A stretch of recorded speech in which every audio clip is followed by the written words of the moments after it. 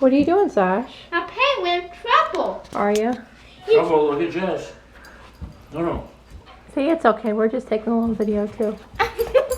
Trouble.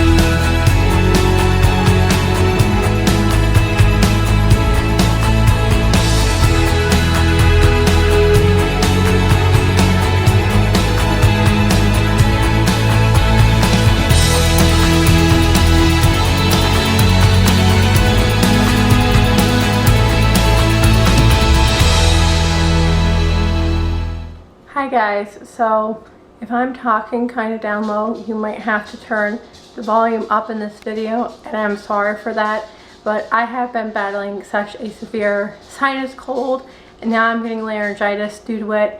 I believe in natural, but I am trying to get rid of it, and it's just staying with me, so my voice is kind of leaving the building, but I am trying to still do videos and talk to everybody. So on a routine neurologist appointment with Sasha recently, I didn't record it because it was just kind of one of those private moments that, you know, me and my mom went out to lunch and we took Sasha with us and we had a good day, and it was just a day to get informed about, you know, our yearly checkup with Sasha and all she goes through from the neurologist to make sure just, you know, her spine, her hips and everything due to her cerebral palsy and all of her other health issues were going along good. So I just felt it was more important for me to focus on, you know, getting good information and asking good questions rather than videotaping and keeping everybody informed until I knew what was going on. So we went there and she said that her hips look really good and, you know, curvature of the spine, took, you know, x-rays, and Sasha's at very high risk for hip problems, for joint problems, just the way cerebral palsy basically makes her body carry the weight. It's not proportioned like you and I, and they're very tough on their joints, and a lot of people need knee replacements and hip replacements and get curvature of the spine and scoliosis and a whole bunch of other stuff. So we just go to our yearly appointment so we can keep very good tabs on Sasha, and if health issues arise that we're on top of them and we're watching them very closely. So Sasha has the CMV virus, if you're new to our channel, and has many health issues due to it, including cerebral palsy, hearing loss, seizures, eye problems, sensory issues, just to name a few. So that's why we go to appointments such as this. So our neurologist said to us, can I go and do some blood work? And this is a question that had never been asked to me before. So I was like asking what needed to be done for her. She goes, well, you know, she's getting towards, no offense, you know, the 10-year-old age and maybe puberty setting in, and that, oh, dreaded subject for a special needs child. But she's like, you know, there's some stuff to look at about when she goes through this age. So I just want to, you know, keep blood work and keep everything and test for a couple of things, and I'll keep you informed if I find good, bad, what I find for. So I had to wait about, I think, almost a week and a half, and I got blood results back. And it kind of took me back a little bit because Sasha has been such a fighter since the beginning, and, you know, I just feel like I get really sad when I hear, new things, because it's just a step back for us, and this little girl has fought so hard to go forward. So I want to keep her going forward, and I don't want to hear, well, we had a stop in the road and this is what we're going through now. So basically the blood work showed everything great except her platelet levels are actually down just a tiny bit. Nothing dangerously low to, like, I got notes in front of me too, sorry, like a 7,000. Like, that is a number that we definitely don't want to ever see. That is dangerously low, and that is a bad number for your platelets. But she said it's definitely not there as of yet, and I forgot the number on the sheet because it's in my other room, but we're not at the red zone yet. But she said that, you know, Sasha also has a very weakened immune system due to this CMV virus that her body has. And she always has. She gets sick very easily. She gets bronchitis. She gets pneumonia. Germs are a huge risk factor for us. And sorry, I had to go into the phone. Germs have always been a huge risk factor for us. You know, in the beginning, I basically couldn't take her anywhere out and about. Cold and flu season was stuck generally in our house or somebody watching us, because the simple cold could have given her pneumonia or bronchitis and landed her in the hospital back on oxygen. So we've always been fingers crossed, and this has been actually a really good health year for Sasha. So her platelet levels are down.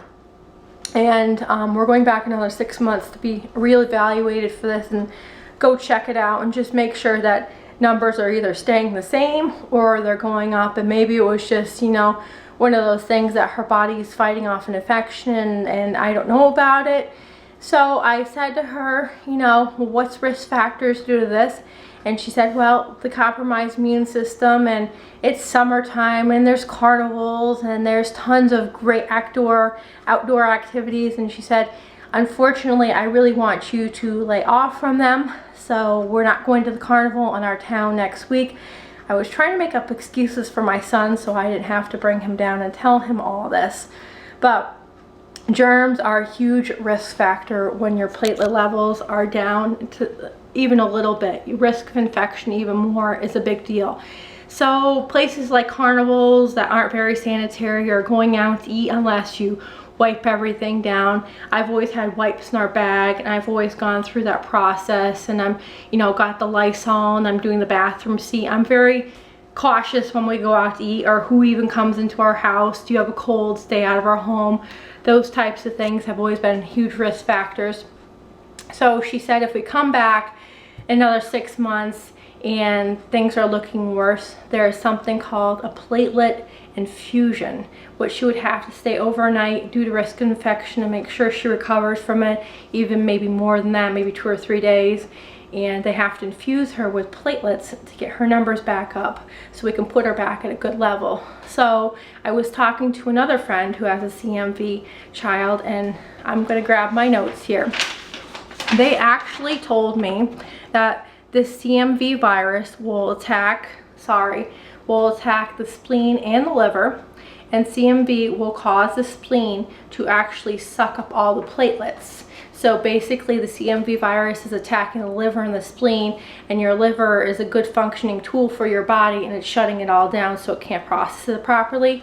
So it's like a huge red flag, and the CMV virus is coming and attacking it again. So I've been a little down out about it, because as a special needs parent, I just feel Sasha's such a trooper, and she's been through these huge battles already. I want this virus to just walk away and leave us alone and not create new problems.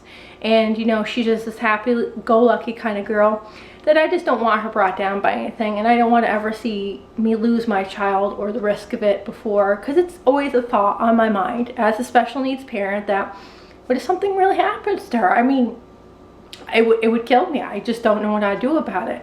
But those are the things we have to think about. So I'll keep you guys posted as soon as I know more, but that's what's going on in our life right now. And I had to process it and just, you know, my feelings on it, and make sure that everything was all right in my mind before I talked to you guys about it, because it was like a huge stab to the heart. It was like, you know, why are we going through these things again? I thought we're at a good pace, and the CMV virus had finally left us alone. So that's what's going on, and we'll talk to you guys later. Thanks for watching. Bye.